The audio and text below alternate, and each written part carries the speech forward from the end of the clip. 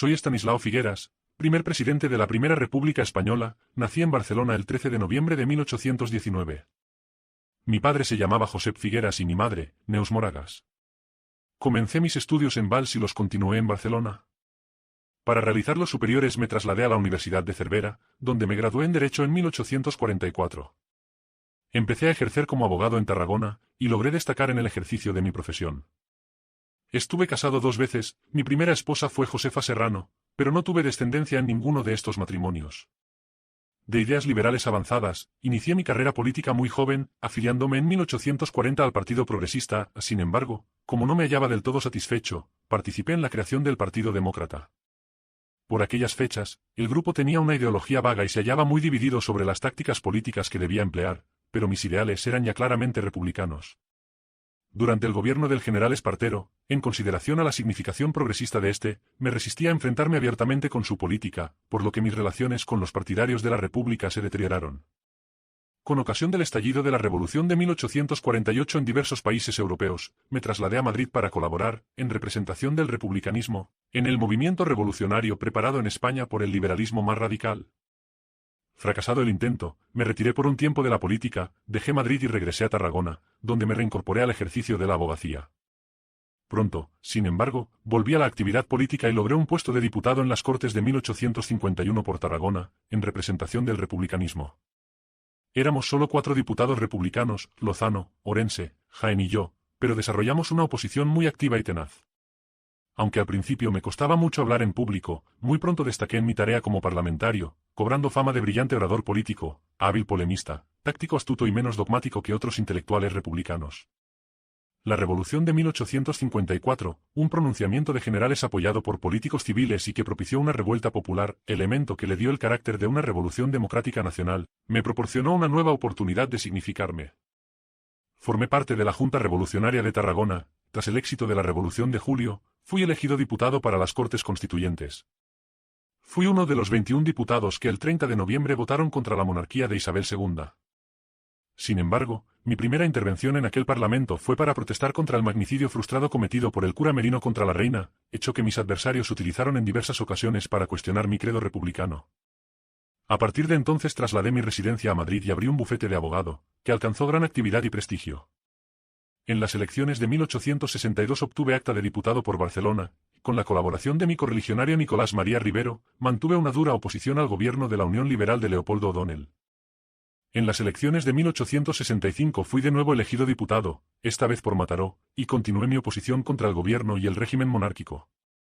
En esa época ya me había convertido en una figura principal de la creciente oposición republicana, junto a Salmerón, Castelar y el también catalán Pi i Margall, entonces gran amigo mío.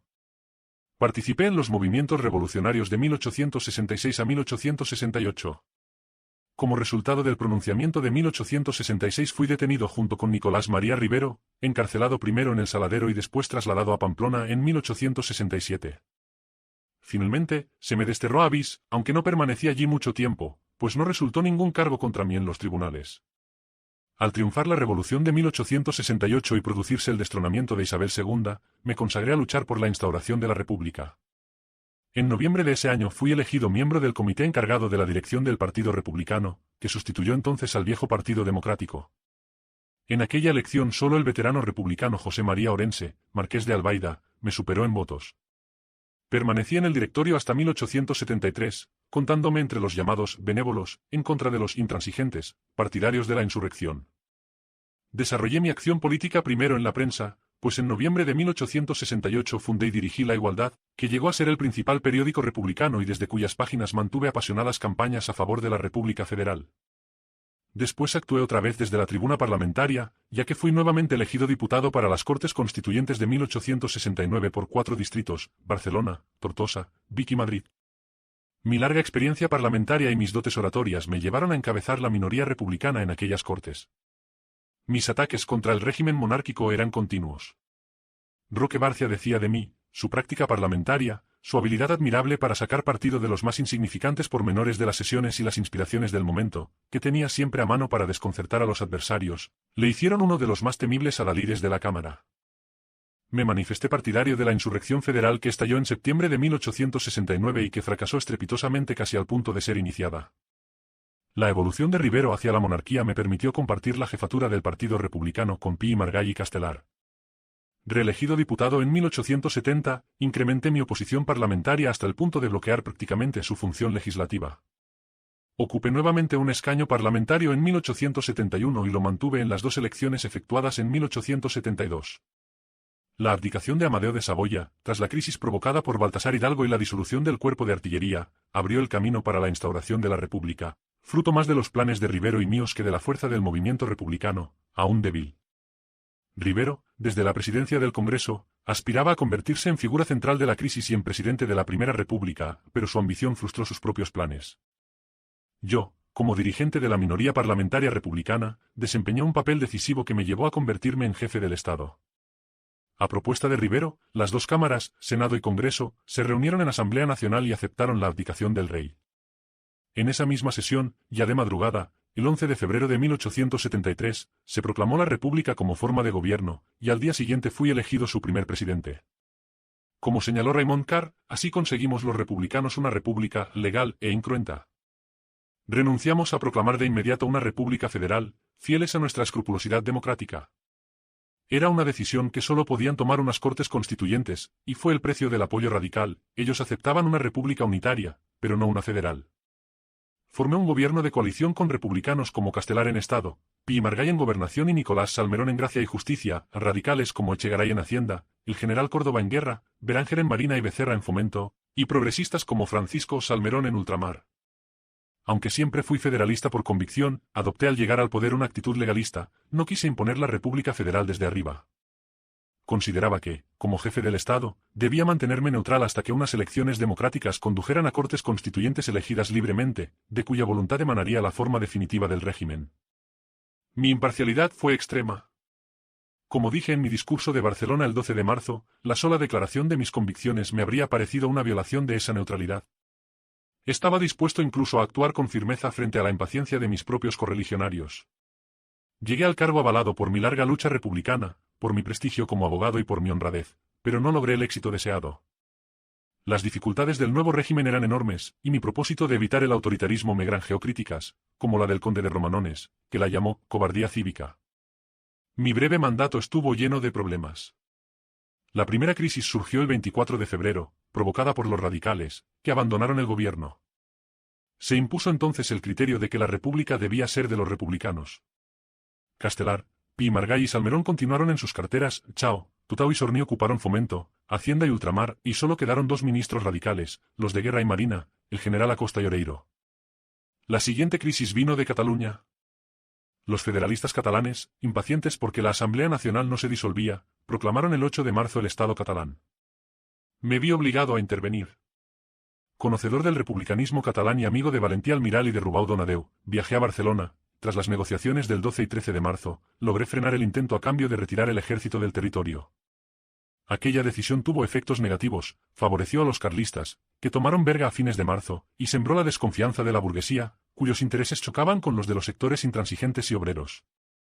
Tampoco conseguí contener los tumultos en Madrid y otras partes de España, ni los enfrentamientos en el seno del gobierno. El 22 de marzo disolví la Asamblea y convoqué elecciones para los días 10 y 13 de mayo, con cortes constituyentes fijadas para el 1 de junio. La nueva ley electoral amplió el sufragio a todos los españoles varones mayores de 21 años, cumpliendo así una vieja promesa republicana. Mientras tanto funcionó una comisión permanente, reflejo de la composición de las Cortes, donde los radicales eran mayoría. Desde allí hostigaron continuamente al gobierno y lo acusaron de incapacidad para mantener el orden. En mi ausencia, motivada por la muerte de mi esposa, Pi y Margall asumió interinamente la presidencia, y la comisión intentó un golpe de Estado.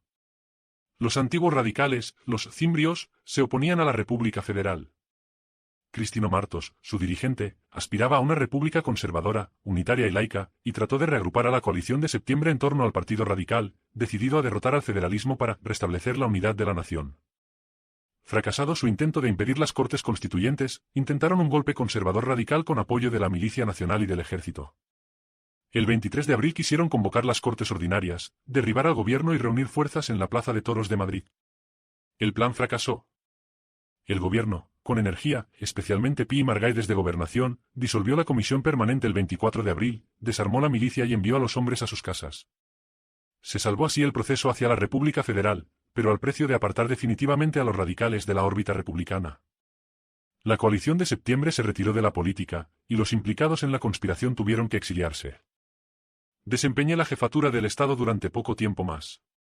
Sin embargo, a pesar del gran golpe moral que supuso para mí la muerte de mi esposa el 20 de abril, y que me empujó, según declaré, a enviar mi dimisión a Pi y Margall, acepté retirarla a petición suya y continuar hasta la constitución de las Cortes Constituyentes, con el fin de culminar mi objetivo inicial, situar a la República en la legalidad. Es probable que, además de mi debilidad de carácter, pesara en mí la inseguridad de estar al frente de un régimen sin base legal, y yo mismo escribí, en una carta enviada a un amigo el 3 de septiembre de 1873, la República se hizo ilegalmente por una asamblea que no tenía mandato para ello y que debió disolverse después de aceptada la renuncia de don Amadeo. También esta situación me inclinó quizá a transacciones y concordias con los antiguos monárquicos y con los republicanos intransigentes, justificadas por mí de este modo, mi principal y único objeto fue llegar a las constituyentes sin trastornos y sin sangre. Un motín podía matar en ciernes a la República, que no era una legalidad, sino un hecho. Debí, pues, hacer una política de contemplaciones, sacrificándolo todo, incluso mi reputación, al objeto indicado. Como estaba previsto, las elecciones se celebraron el 10 de mayo con Pi y Margall en el Ministerio de Gobernación. Me presenté como candidato por el distrito madrileño de Centro. Los 2.125 votos obtenidos en este populoso distrito fueron muestra de la apatía y la alta abstención que caracterizaron aquellos comicios en los que, finalmente, triunfaron los federales. Pronuncié el discurso inaugural de las Cortes de la República, abiertas oficialmente el 1 de junio. En esa locución procuré encubrir los déficits de la República resaltando logros inexistentes, especialmente en lo relativo a la disciplina militar y las finanzas. El 7 de junio, cuando se votó casi por unanimidad, solo 2 votos en contra, la República Federal, resigné mis poderes en manos de las Cortes, que debían nombrar un nuevo gabinete.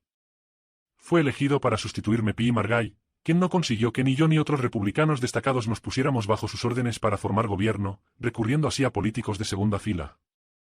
Con ello se inició una crisis que pasó de la Asamblea a la calle y me obligó a permanecer hasta la tarde del 10 de junio al frente del gobierno. Entonces, tras una tensa conversación con el futuro presidente de la República, le aclaré que, como no deseaba ser un obstáculo para él ni para nadie, había decidido abandonar el país. De regreso a las Cortes, presenté mi dimisión al vicepresidente de la Cámara, Palanca, y no cedí a las presiones de Emilio Castelar, que intentó disuadirme. A las 8 de la noche de aquel 10 de junio, con la mayor reserva, partí hacia Francia. Esta huida, que se ha presentado como misteriosa, fue fruto tanto de factores personales, mi salud era delicada, me pesaba la reciente muerte de mi esposa y se había roto mi amistad de 20 años con Pi y Margall, quien incluso trabajó 5 años en mi despacho, como políticos, pues Pi, ante las dificultades que afrontaba su presidencia, no deseaba competidores. Le dejé vía libre, le evité dificultades y enemigos, y fui plenamente consciente de que con ello prestaba mi mayor ayuda a la causa republicana, realicé, diré después, el acto más grande de mi vida, sacrifiqué a sabiendas mi reputación al partido, arrojando a la calle mi vida pública de más de 30 años. Mi propósito al cruzar la frontera fue no retornar a España, pero ante el panorama que ofrecía la República, asediada en 3 frentes y con graves problemas internos, regresé del exilio a mediados de septiembre de 1873 y volví a ocupar mi escaño parlamentario. Ante el fracaso de la experiencia republicana, a fines de diciembre de 1873 y comienzos de 1874 intenté unirme con Pi y Margall y con Salmerón para oponernos a Castelar, pero no logré superar las discordias internas del republicanismo y acabé decepcionado y avergonzado por la oportunidad desaprovechada de consolidar la República en España. Estuve presente en la sesión de apertura de las Cortes del 2 de enero de 1874, en la que Castelar pidió el voto de confianza y fue derrotado, y asistí, en la madrugada del día 3, al desalojo de las Cortes efectuado por el general Pavía. Como un diputado más, al oír los disparos de la Guardia Civil en los pasillos del Congreso, abandoné el salón de sesiones donde acababa de expirar la Primera República Española. Al producirse la restauración monárquica en diciembre de 1874 y ocupar el trono Alfonso XII, me exilié nuevamente y abandoné la política activa durante unos años, llevando una vida muy retirada. No dejé, sin embargo, del todo mis ideas ni mis proyectos, pues desde junio de 1875 me decidí a participar, junto con Salmerón y Pi y Margall, en las conspiraciones que, desde el exilio francés, inició Manuel Ruiz Zorrilla con el objetivo de proclamar una república, sin calificativos, en España. Mi decisión quedó respaldada por una carta detallada, interceptada por agentes españoles, dirigida al general Félix Ferrer, en la que daba nombres e instrucciones necesarias para, como yo mismo señalaba, empezar a obrar. Conservé mi influencia y predicamento entre los federales catalanes y conté con ellos tanto como base de los movimientos insurreccionales, especialmente con el núcleo federal de la ciudad de Figueras o con personajes como el Cid de les Barraquetes, como para servir de correo de mis misivas preparatorias de la insurrección. Durante los años de exilio mantuve relación con federales y obreristas, entre ellos mis viejos amigos Baldomero Lostau y Valentí Almiral. En 1878 estuve dispuesto a secundar un nuevo movimiento insurreccional zorrillista. Con ese fin, me trasladé a Barcelona para intentar arrastrar a mis partidarios. Conté para ello con la colaboración de mi antiguo secretario particular, José Rubao Donadeu y Corcellés.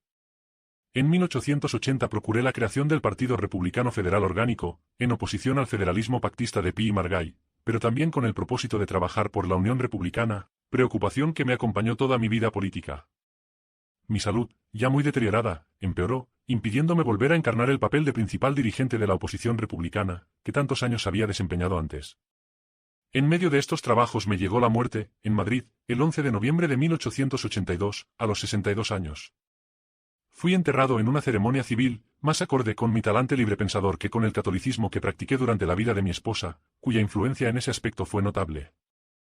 10 años después trasladaron mis restos al nuevo cementerio civil del Este en Madrid, a un mausoleo erigido en mi honor y costeado por suscripción popular. Mi retrato fue colocado en la Galería de Catalanes Ilustres del Ayuntamiento de Barcelona el 22 de mayo de 1906.